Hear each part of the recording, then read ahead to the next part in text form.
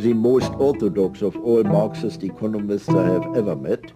The reason why I'm still a Marxist is that I claim that this structure of belief, of displaced belief, you find it in what Marx described as commodity fetishism. That all really dialectical and intelligent human beings will have a sense for evil and some sympathy for the devil, or they will be just a little stifled and bored. I think that's not wrong. Just a little sympathy for the devil will hurt. Inside Critical Theory brings you this Diet Soap interview. So you're Ron and Urszula from News and Letters, and welcome to the channel, the Diet Soap channel it's called now, I guess, or the Doug Lane channel. I'm really excited to talk to you because I'll just start by confessing that I have a connection to News and Letters. I was part of a splinter organization. I guess the way the splits went was it was News and Letters, then it was News and Letters and the International Marxist Humanist Organization, and then it was News and Letters, the International Marxist Humanist Organization, and Marxist Humanist Initiative, and the Marxist Humanist Initiative. And I was part of that last split, the Marxist Humanist Initiative.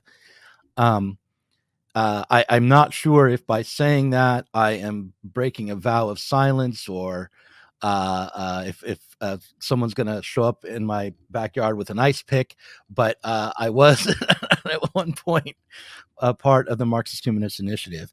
But I will not name names other than the obvious one, which was Andrew Kleinman, who was the head of the MHI. So I guess my first question is, what is Marxist humanism? So the audience will know. And what did it split off from itself? That would be my first two questions. Well, since you were part of Marxist Humanist Initiative, you must have some inkling, but for your audience, what I would say is we're trying to figure out how to recreate what Marx did for 19th century for the 21st century. How do we look at the movements in the world, all the misery that we're living through, and what has been missing for the past several hundred years that the revolutions haven't made it. So things are the same in the sense that capitalism is still the ruling ideology, but things are also different because we have gone through a number of revolutions Marx never saw, and yet we haven't made it. We haven't gotten past capitalism. So the question for Marxist humanism is, what's been missing? What do we do differently as we are engaged in the movements of today? Okay, and I guess that's not unique to the Marxist humanists. I mean, the Frankfurt School philosophers had a similar question. Many, I think, Trot organizations would put it to themselves in the same way. Just in general, after World War II, especially, there was a sense of confusion and disappointment, I think, in the working class across the Marxist left and the socialist left broadly. So I guess what I should ask about, and maybe Ron can take this, or you can, Urszula, is how is the writings of Raya Dunayevskaya leading your interpretation of what might be missing from the Marxist left? Well, actually, what is comes to light even at this moment in the world of Hegel and the world of Marx is the contention over what's the continuity and discontinuity between Marx and Hegel. One of the things I had sent you a link to a essay we did, Urszula and I did a study of Karen Eng's book on Hegel and life. And in there, she kind of encapsulates a whole new tendency among Hegel scholars to rediscover Hegel's naturalism And it really brought to light this question that I think is sets Marxist humanism apart, which is what is the continuity and discontinuity between Hegel and Marx. She really goes in and proves that Hegel's naturalism lit a fire under Hegel scholars. Hegel's turn to life, and it just created all this debate. And she goes back and shows how Hegel's turn to life was so critical to really breaking totally with the whole spectrum of post Kantian idealism. And what it really brings to light is that Marx, you don't have to extrapolate how the idea becomes life. Marx begins from that directly. And when you do that, Hegel's dialectic comes to life anew in a new way for our epoch. And I think that goes back to the very birth of Marxist humanism and the uniqueness vis-a-vis Frankfurt School and all these other tendencies. Okay, so you said a lot there very well in a very short amount of time. I'm concerned that not only my audience, but even I might not fully comprehend the depth of what you just said. So I'm going to start by asking you about Kantian idealism and see, and I'm going to try to describe it in my own words and see if you agree with me. The Kantian idealism emerges, hold on. Okay. Kantian's idealism is a kind of idealism because he posits the world as it is in itself as something beyond the world as it is for us. That he makes a hard split between the world of reason and human understanding and cognition and the world as it is in itself. And he not only says that there's a distinction, but that the world as it is in itself is, by definition, unknowable, cannot make contact with the world of rationality and understanding. So this is an idealist move because it creates a world of understanding as the primary world that we have contact with, the world of our inner world, the cognized world, as apart from the world of matter, the world of the unknowable stuff. And that's what, and that way he's an idealist without being like a true immaterialist like Berkeley or someone like that, who would say there is no such thing but the world of understanding. He would say there is a world outside of understanding, but it is completely divorced from us, completely unknown to us. Hegel would say that the distinction between the inner world and the outer world is itself a way of understanding the outer world, that it is, and that the outer world, as Kant puts it, as divorced from us, cut off, completely untouchable, could only emerge through light, a life force of cognition. Is that, am I describing what you're saying? Part of what she brings out is, the Karen Egg. What was new to me, in other words, I've been studying this for a long time, but what was new to me is the way Hegel, if you remember how Hegel keeps developing right to the end, to the absolute idea, he keeps saying, it's a matter of astonishment for me how Kant discovered the real relationship of thought to sensuous experience. In other words, that the Newtonian world that had so mesmerized everybody, that no, it wasn't just something out there, it's pure categories of thought that brought out the truth of that world. So that Kant discovered that real relationship of thought to sensuous experience, and yet and suddenly said it's only a relative relationship, that there's some kind of thing in itself that's pure abstraction beyond thought and beyond experience. Right. So what she says, yeah, all that's true, and that Hegel united it in the idea and that inner idea of human being. But she says what Hegel takes from Kant is his great contribution to philosophy, and says that unequivocally is that Kant recognized the difference between external and internal purposiveness, and opened the way to this organic conception of the idea that's not in use in relation to something external, but that is rather something that's part of an organic being, that the inorganic world is its own inorganic world, and through which it realizes its own inner nature in every organic being. And there's something universal about all life in that respect, but there's something very specific about humans, because they appropriate the external world both through their life activity and through inseparable from cognition.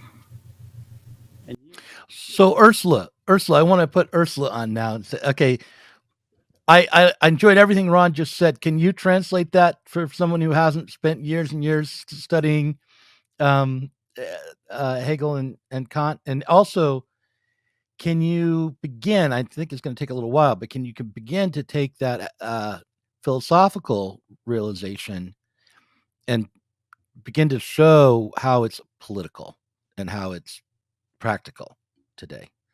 Okay. So That's a big ask. You're going to be talking for an hour. Go ahead. I'll try to make it less. So what Ron was talking about is the development from Kant through Hegel to Marx. Mm-hmm. So if we come to Marx, what is distinctive in the way Marx recreated the Hegelian dialectic is he said what it means to be human is to make an object of one's life activity, not just react to things, but to actually think about them, make them conscious. And this development of a conscious process is part of what it means to be human, and making our life activity free life activity, as opposed to just what comes naturally, is what distinguishes humans from all other life, at least that Marx knew. Mm-hmm. So what happens is Marx was very right in pointing to the whole history of humanity being the actualization of that conception of what it means to be a free human. At every stage, there is a barrier to this exercise of free activity, and humans overcome it and come to a new stage. So that's something that is happening in life throughout human history.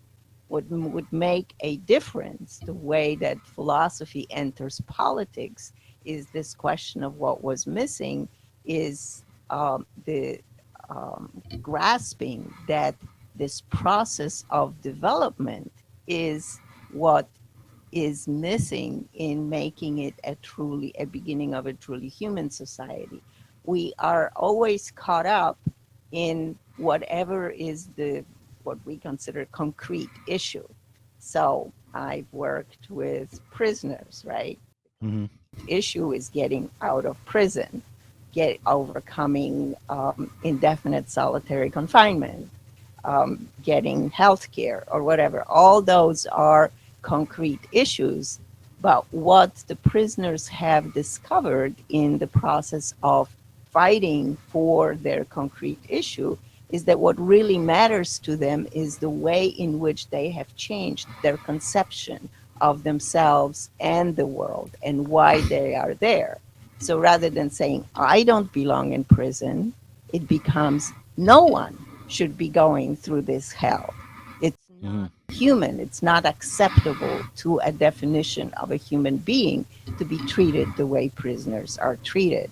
And this change in the conception of who you are goes beyond the political demand to abolish indefinite solitary, to have some kind of reform that allows prisoners adequate food or whatever the issue is. And there's tons of issues, of course. But the idea is to not be limited by the particular issue and always see what is universal in what you are fighting.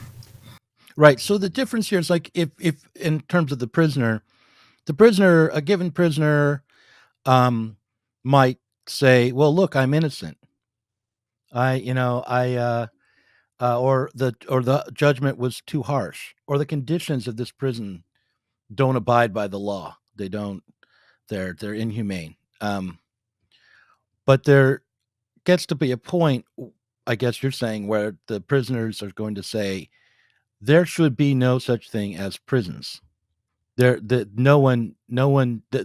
is there this category of imprisonment? And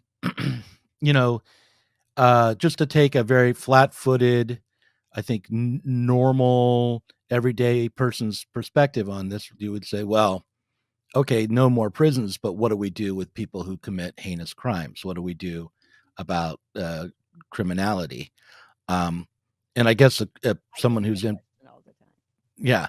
So the prisoner who's pushing through would say, if there's going to be no prisons, then there has to be no crime, or there has to be such a limited amount of what we consider to be crime that it can be dealt with differently.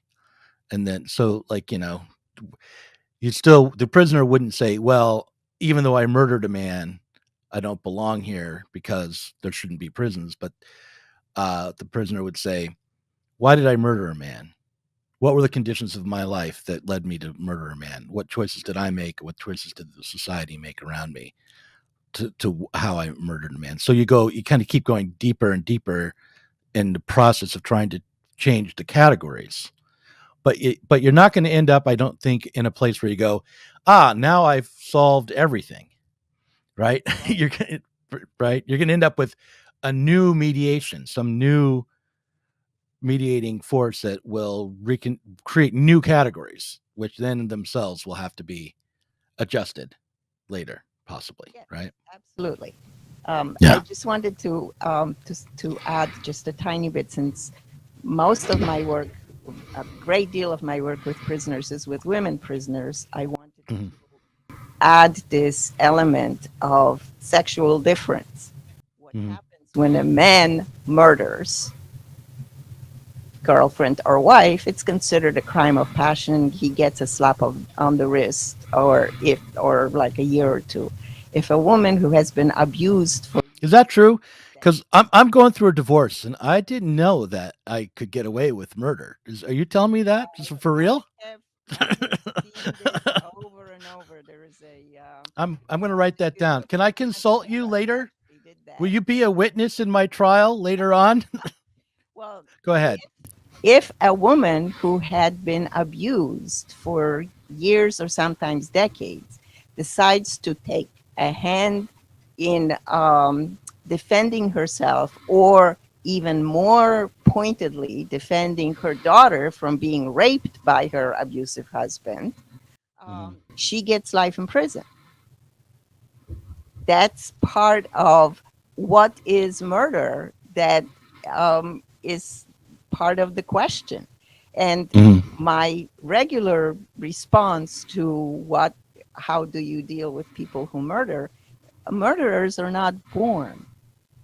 It's an indication of how broken the society is that people resort to those kinds of behaviors. So it's a personal responsibility, but it's also a social question. Why is murder something that happens as often as it does in this society? And I think Ron wanted to address it. Yeah. Well, I like the general question about how do you deal with political happenings. In other words, that Marx dealt with a political struggle for a normal working day. But what Urszula is saying is when you see a political struggle, you see what's universal in it. So what he was singling out is not the result, which actually saved capitalism, but this question that he thought was greater than all the revolutions that came out of the 18th century, that in place of all the pompous catalogs of rights and equality and so forth, we get the modest Magna Carta of a normal working day. And the question, when does my time become my own? When does the time for my human development become my own? And I think that's the posture we have around politics. We were involved in a really monumental movement that really shook up and was a turning point, which was overcoming the permanent solitary confinement, which was universally considered torture in California, and basically a movement that emptied out the shoes. And we have this permanent solitary confinement, and we had dialogues for years with people in the prison. And what they did is they kept validating people as gang members with no evidence and no, just if they had a book, one person had a book on George Jackson and said, oh, that means you're a member of this gang, and oh, you get another 10 years, locked up in torture. Because of a book. They came together and said, we want to be validated as human. And they united around, all the different races to overcome this. And it was a big political, legal thing. There were some progressives that were for it, and liberals were for it, but it became a big movement. But what we were focusing on is that human content. We want to be validated. We want to be recognized as human.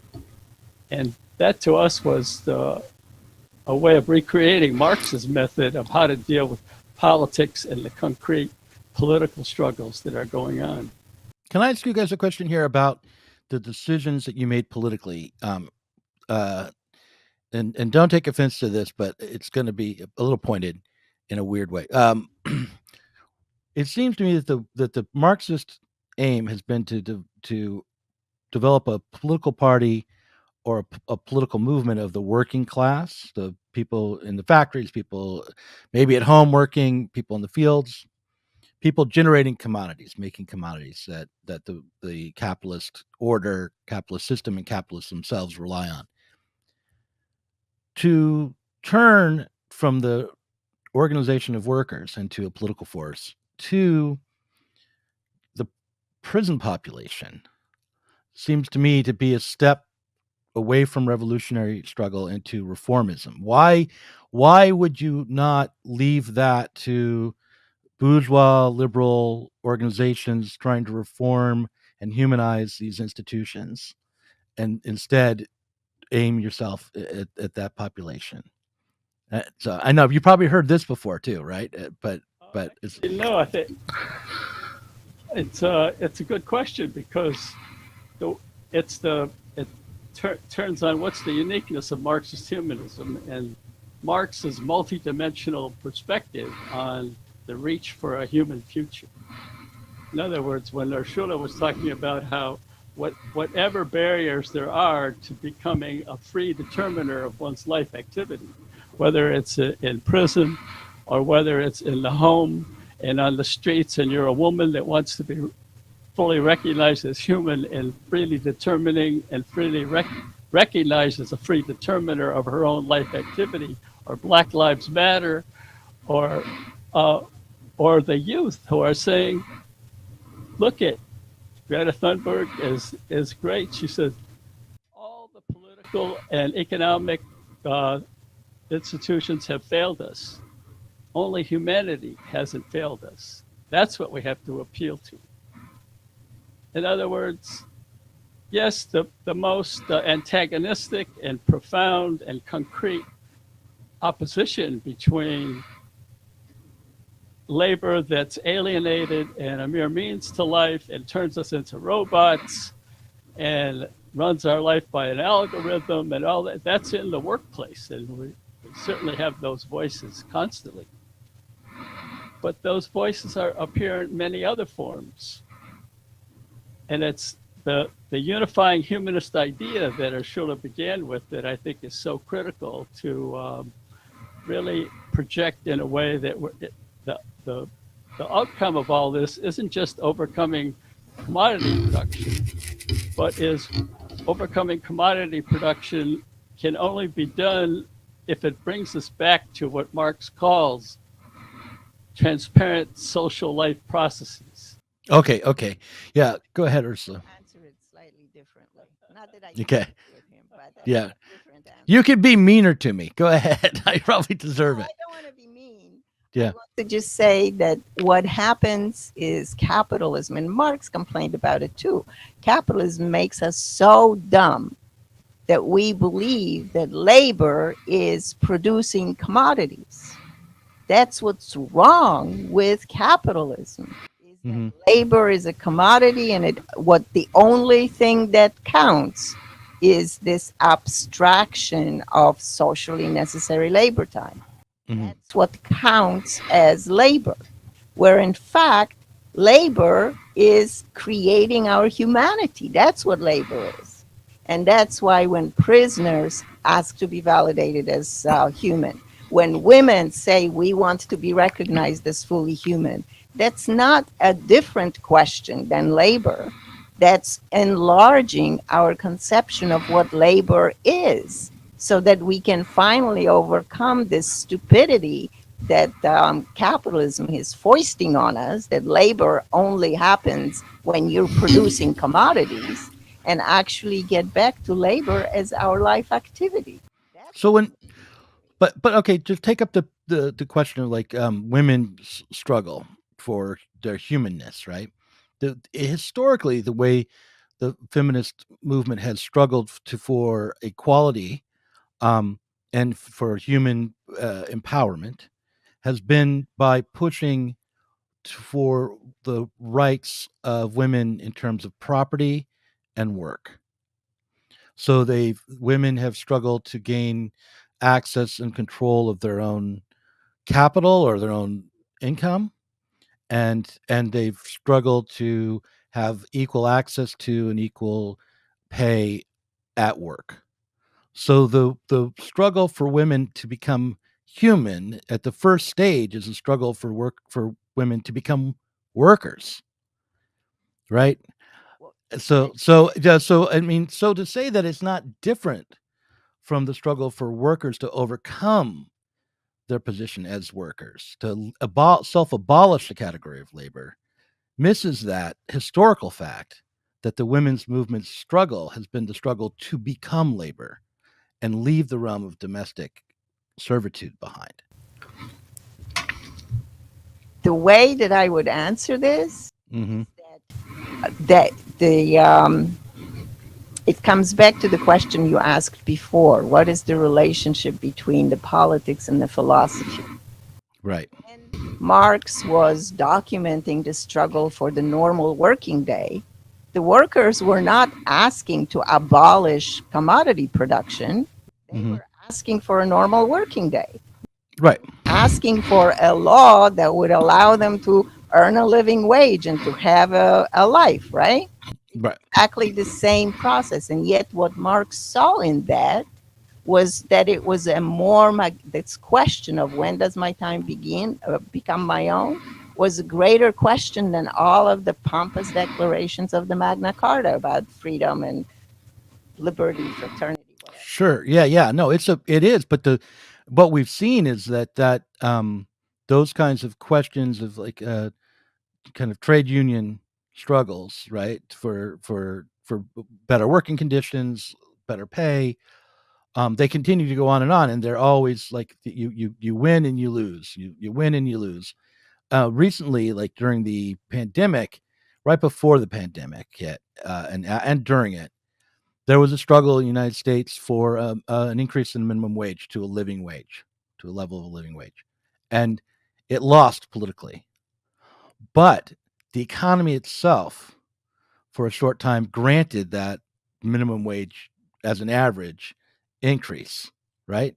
So now you have to pay more than $15 an hour just to get someone to show up for work.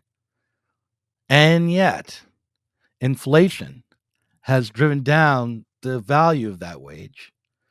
So the way that we ask the questions and the way that the categories that we accept as we struggle, will limit our chances of success. And I'm not saying that we have to start with, abolish wage labor as our first demand to the Democratic Party or something like that, right? But I am saying that it seems to me that the history so far, at least since World War II, probably longer, has been the constant return to old struggles, the return for the struggle for a living wage, a return to the struggle for an 8-hour day. We don't really have an 8-hour day anymore, especially people who are working in the gig economy like I do. I don't have an 8-hour day. I have, my own schedule completely open, which means I work all the time. I'm never not working, right? It's obviously I'm not comparing myself to a factory worker in India or China or wherever who's living in a sweatshop conditions, but they also don't have an 8-hour day, right? They also don't have human conditions. So we're never quite free. We struggle to change the system as to make it human. We struggle to make this system human, and we fail again and again and again. So anyway, I'll let you respond to what I'm saying. That's part of the process of learning. When I first started working with families of prisoners, for example, those who went on a hunger strike, their first instance was to feel completely overwhelmed by the prison bureaucracy. And their only entry into it was to care for their loved one, whoever was a prisoner. Mm-hmm. And they were very skeptical. Who is making you go on a hunger strike? Your health is already in jeopardy from the kind of mistreatment you suffer in prison. So why are you endangering your health even more? And it was prisoners themselves who had to explain to their families, no one is making me do this. I want to make the statement. And even if I die, I want to make a statement that I am a human being and I'm not going to be treated, and I'm not going to allow others to be treated this inhumanely. So the question of being human is deeper than any particular political demand. And those families learn through the experience of their loved ones that question is really animating their loved ones, and the support for the hunger strike was nationwide, in some ways international, because of that root of asking to be recognized to be human. So that, yes, every political attempt, even if it wins, is temporary. But the question that it raises, and that's what Rosa Luxemburg was kind of staking her life on, is that after a revolution, after you win a demand, there is an intellectual sediment that you know that what you were fighting for was worth fighting for, even if you lose. And especially if you win, you've changed the objective situation, and yet we haven't done enough. What happened to actually make it? That's what we started with, and that's what a movement from practice, in whatever dimension it is, keeps coming back to. So can we talk about Raya Dunayevskaya now, and how she distinguished herself from Trotsky, say, because I know she was his secretary, and by that I think that doesn't mean she did his typing, but she was the secretary of his organization, like she had a position of authority there.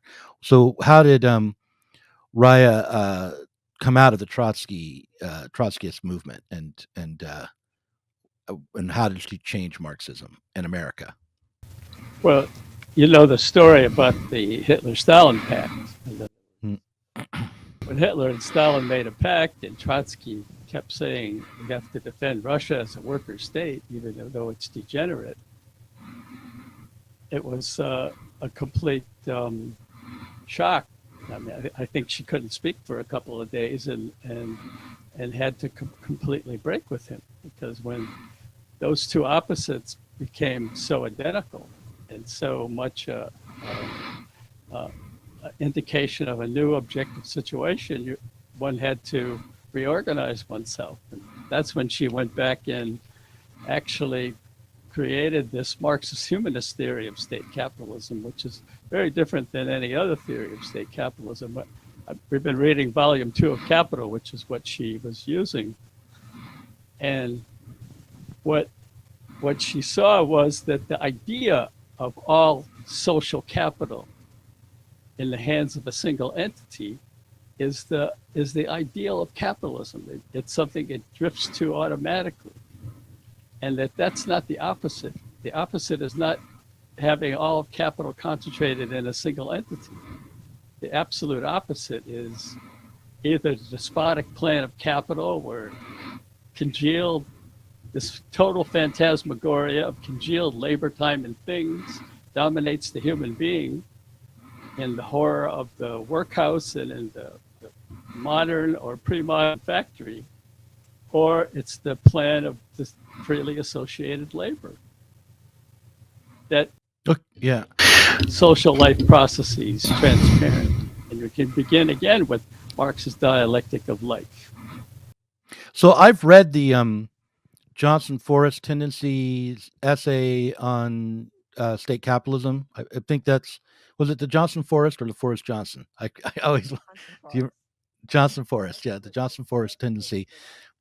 That's CLR James, Raya Dunayevskaya, and Briggs. What's a Grace Lee Briggs? Yeah, and I also read CLR James. I think it was Raya Dunayevskaya and Cornelius Castriatus in the Facing Reality book. They had another little sect that they were working on under that title. I definitely agree with their argument about the nature of the Soviet Union as state capitalist. And, having, as I said at the beginning, having worked with Andrew Kleinman, I see that through the lens of a pretty maybe esoteric or economic, not economist, but economic perspective about the importance of the production of value as under capitalism, and is also, if you are living in a society where value production and socially necessary labor time is still disciplining labor, you are in a capitalist society, regardless of whether or not it's privately owned capital or publicly owned capital. So I completely am in line with that, and I can also see just why the Stalin-Hitler pact would make Raya Dunayevskaya want to not talk and walk away and feel disgust. But what I wonder about, though, is how that became associated with humanism, as it's usually understood. Why is that the embrace of really core concepts of Marx, an understanding of the state capitalist theory as CLR James and company and Raya and Grace Lee Briggs. Was it Briggs or Boggs? Briggs? Boggs. Grace Lee Boggs. I should know that name. I'm getting old. I'm 50 and now I'm forgetting things I know, but anyhow, how did that become associated with humanism per se? Okay, so let me take that question. Since I grew up under what is called socialism, I grew up in Poland, what was socialist Poland at the time. Mm-hmm, mm-hmm. And what was really obvious to anyone, didn't have to be a theoretician or any kind of intellectual, what was really obvious is that it was a state capitalist society. The state was the capitalist, the state decided on production, and a 10-year-old me coming back from school, if I saw a line at a store, I immediately stood in it because that meant some consumer goods were delivered to the store, and regardless of what it was, we would need it. Mm-hmm. So one time, this is kind of Yeah. Well, you sound like a right winger, knocking the socialism. Oh, this is. Yeah, but go ahead. I'm kidding you. let me finish, and then I No, will. no. I know. I'm kidding. I'm joking. You. So here I am, 10-year-old me coming back from Mm. school. I see a line, I stand in it, and it turns out that what they delivered was, of all things, toilet paper, What you needed, which right? everybody needs. And with the pandemic, right, we all Yeah. recognize that toilet paper really is a need. Yeah. And because I'm just coming back from school, I don't have a package to carry individual rolls of toilet paper with me. In Poland, they don't come prepackaged in a bundle. They're just sold as individual rolls.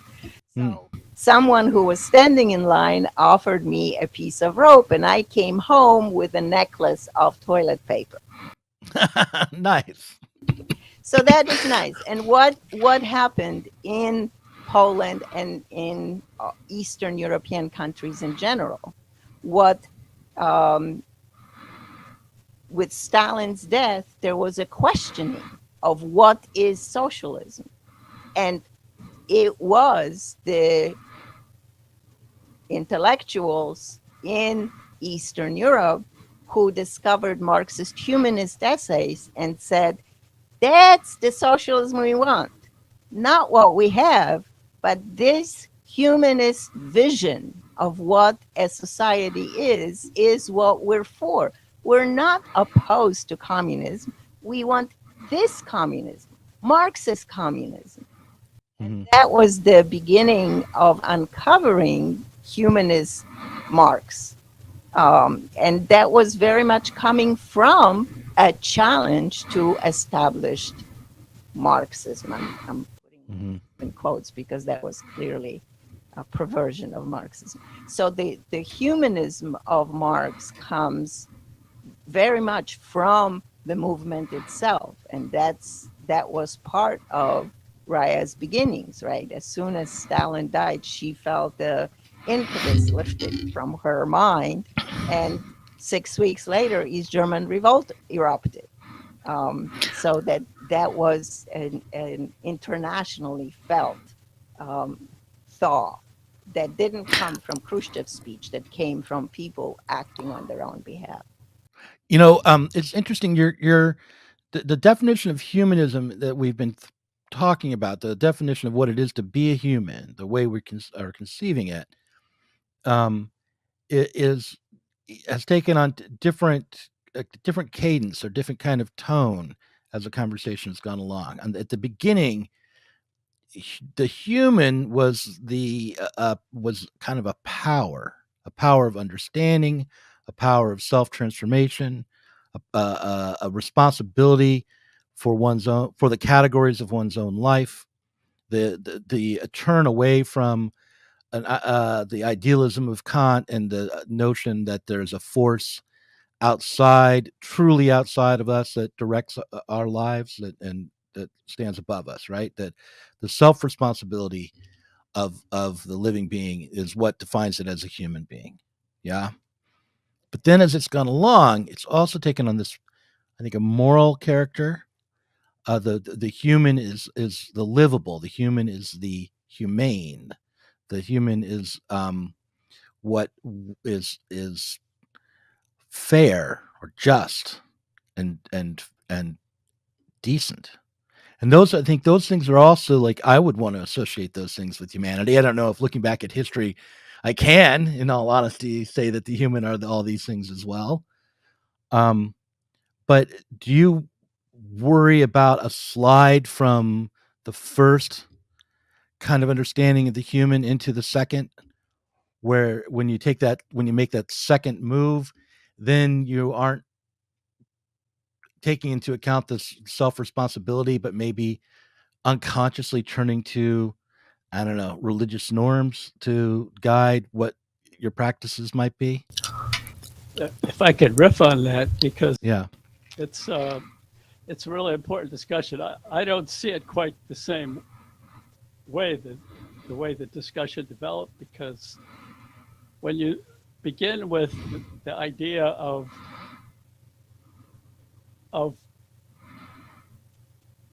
constant capital, or this illusion dominating human beings reflected in the total social plan, it seems like something that's purely economic, and we come back to the human being through this opposition between development of means of production and means of consumption and the total social capital.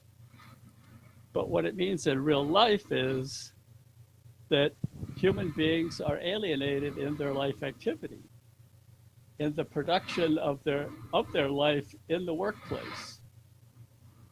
And that universal is where Marx starts, and this what the whole thing opened up for Dunayevskaya in reconnecting with Marx's position on what is the absolute opposite of capitalism, was the question of alienated labor. And when you begin from alienated labor, its absolute opposite is what we started from. And that's what Marx's foundational idea is, that what human beings are a species that can make an object out of their life activity and freely determine it. And what private property and capitalism and alienated labor does, it alienates us from our human species essence. But Marx doesn't say that, for example, the way some people think, that there was some pre-capitalist model for this. No, he said this was caused, it came out of something before capitalism. The alienation is so deep. And that's when he goes into, after he's talking about vulgar communism, we can't just get rid of private property and have collective property and have a collective reorganization where workers control the means of production.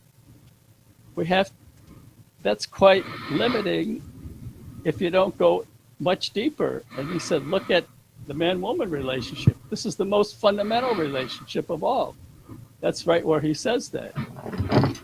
And that's very heterosexist of him, but go ahead. He says that. I'm sorry, I'm just like this. You just have to live with me being this way. No. Get your move the microphone up. Really making a generalization there that what's determinate is that there are physical differences. There are material limits to human development, and there are physical differences between people. But what's determinative, what makes humans humans, is not that we should ignore those differences or not acknowledge those differences. Marx was very empirical. But what do humans make of those differences? In other words, is another human being needed as a human being? Is another human being needed as one who freely determines their life activity? And is that become a mutual development? Now, Marx didn't know anything about homosexuality and trans and all these other things, but the principle is something universal and unchanging and applies to all these different particulars. Because, what Marx is saying, this universal never directly merges with any given stage of human development. So that's the real source of Marx's concept of revolution and permanence, and why it has to be multidimensional, include black and women and youth and peasantry especially.